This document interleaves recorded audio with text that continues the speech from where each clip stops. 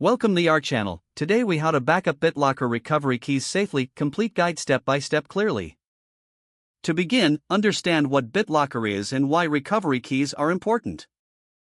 The recovery key is essential for accessing your encrypted drive in case of issues.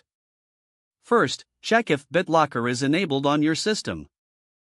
You can do this by accessing the control panel. Navigate to System and Security, then select BitLocker Drive Encryption. If BitLocker is on, you will see your encrypted drives listed. Next, locate your BitLocker recovery key. You may find it in one of several places: your Microsoft account, a USB drive, or print it out.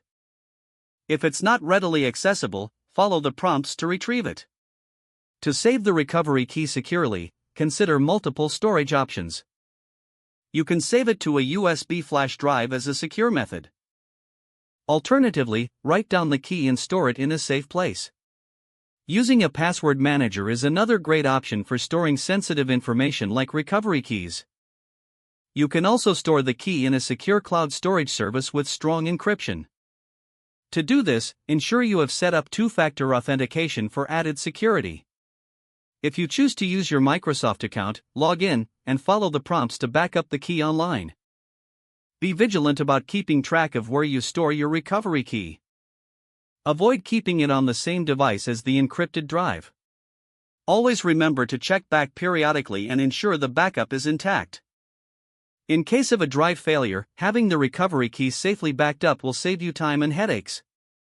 Finally, educate others in your organization about the importance of backing up recovery keys. With these steps, you can back up your BitLocker recovery keys safely and effectively. If the page does not load, refresh the browser or try again in a private or incognito window. Make sure you are using the correct email address, then retype it carefully to avoid small typos.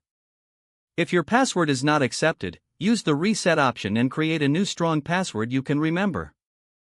Check your spam folder for verification or security emails, then complete any requested confirmation steps. Enable two-factor authentication if available to improve account security and reduce unauthorized access risk.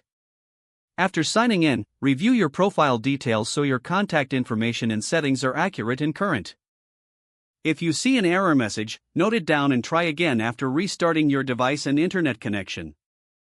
Don't forget to like this video and subscribe to our channel for more step-by-step tech guides.